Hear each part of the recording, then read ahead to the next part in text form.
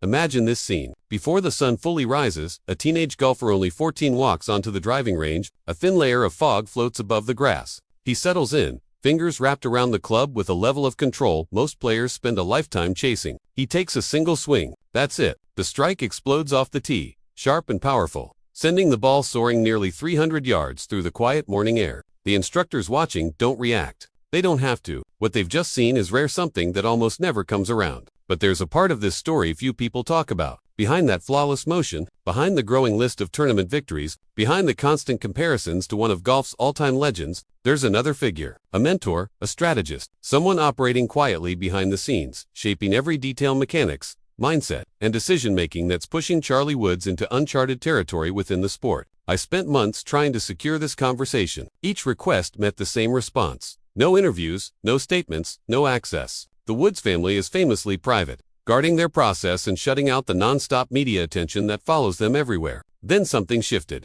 After Charlie's most recent showing and as speculation began to spread about what's really going on away from the cameras, his coach finally agreed to talk. And what he shared changes everything. The way Charlie trains, how he prepares mentally, the methods being used that ignore long-standing coaching traditions and rewrite the rulebook entirely. This isn't about developing a talented junior golfer. It's about deliberately building something exceptional. Before we get into this, let me ask you one quick thing. If you want an early look at where golf is headed on, you don't want to be the last to know, go ahead and subscribe now. What comes next isn't floating around anywhere else. Now, let's address the question everyone keeps asking. Why is Charlie Woods different? When I posed that exact question to his coach, who we'll refer to as Coach Stevens to respect his privacy, there was no pause at all. He shifted forward, locked eyes with me, and delivered a line that stuck instantly. Charlie isn't preparing to be good. He isn't even preparing to be great. He's preparing to be unavoidable. That single word landed hard. Unavoidable. Think about the implication. This approach isn't focused on trophies or stat sheets. It's about shaping a competitor so complete, so overwhelming, that outcomes feel decided before the opening tee shot. And according to Coach Stevens, they're closing in on that goal. But to understand how they got here, we need to go back. Most people assume Charlie's path was automatic, Tiger's son, elite DNA, a golf club in his hands from infancy. That assumption is wrong. Coach Stevens explained that Charlie's structured development didn't actually start until age 9. And when it did, it looked nothing like traditional golf training. For the first 3 months, Charlie never touched a club. Instead, he spent 12 weeks immersed in chestnut, casually playing, but analyzing it at an advanced level. He memorized countless board setups, practiced thinking many moves ahead, and learned concepts like long-term sacrifice, discipline, and turning disadvantage into victory. The goal wasn't the game itself. It was how the mind operates under strategy and pressure. Coach Stevens made one thing clear. At the highest level, physical ability is a given. Everyone can strike the ball. Everyone has technique. What separates the truly elite is decision-making and mental control. Chess, he said, creates a thinking structure that directly applies to navigating a golf course. And that was only the beginning. After the chess phase ended, Charlie moved into another unexpected chapter. 2 months, working with a Navy SEAL instructor. There was still no golf involved. Instead,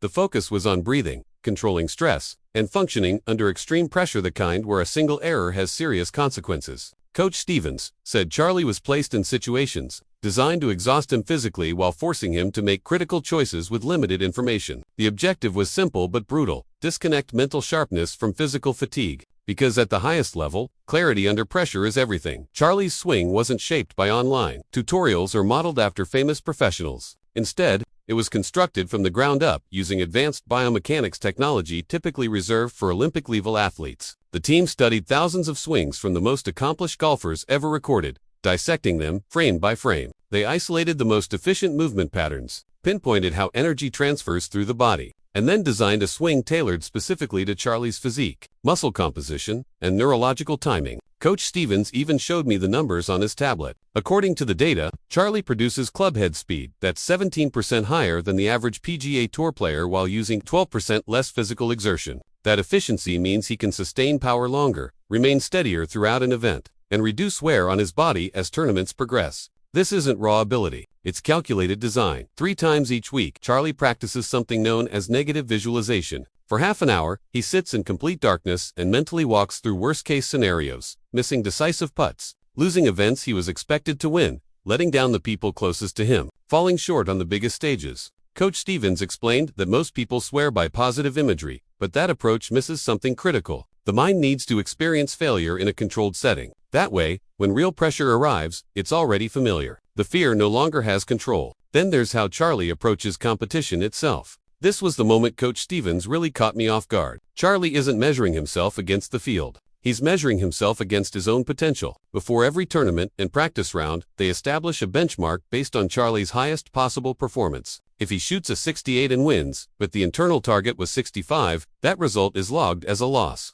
If he posts a 71 and finishes third, but the goal was 72, that's counted as a win. The psychological impact of this is powerful. Charlie isn't tracking leaderboards. He isn't reacting to someone else's hot streak. His focus stays locked on his own execution model. Coach Stevens told me this system creates an athlete who can't be mentally broken, because success and failure aren't dictated by external factors. Everyone wants to know how involved Tiger really is in Charlie's development. Coach Stevens chose his words carefully, but what he shared was revealing. Tiger isn't acting as a traditional coach. He's not offering mechanical advice or managing strategy during events. His role is far more foundational. At the highest level, golf is isolating and unforgiving. The expectations never ease. The attention never stops. Tiger has lived through every extreme, the moments of dominance no one else could fully understand, and the lows that nearly consumed him. When Charlie eventually faces those same pressures, and Coach Stevens assured me that Tiger will be there, not as an instructor, but as someone who has already endured it. Coach Stevens revealed they are intentionally steering Charlie away from following the exact path Tiger took. They've analyzed Tiger's career and detailed the injuries, the mental exhaustion, the pressure that eventually turned destructive.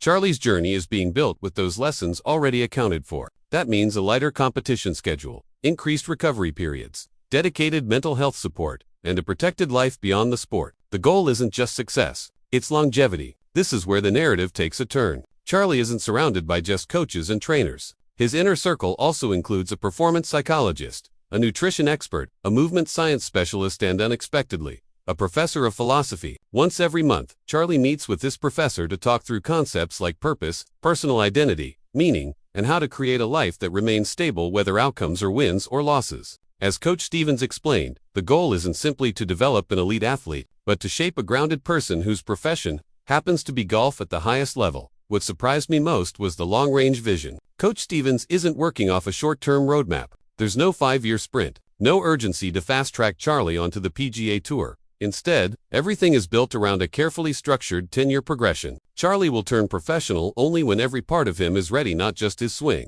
but his mindset, emotional maturity, and psychological resilience. And when that day arrives, Coach Stevens believes Charlie won't just measure up against the world's best, he'll change the standard by which elite golf is defined. So, what comes next? When I asked that, Coach Stevens smiled. He told me the upcoming year and a half will be pivotal. Charlie is about to encounter levels of pressure he's never dealt with before. Media coverage is accelerating. Comparisons to Tiger are becoming impossible to avoid. Expectations are climbing to heights that would overwhelm most teenagers. But none of this is unexpected. According to Coach Stevens, every drill, every mental framework, and every intentionally designed challenge has been preparing Charlie for this exact phase.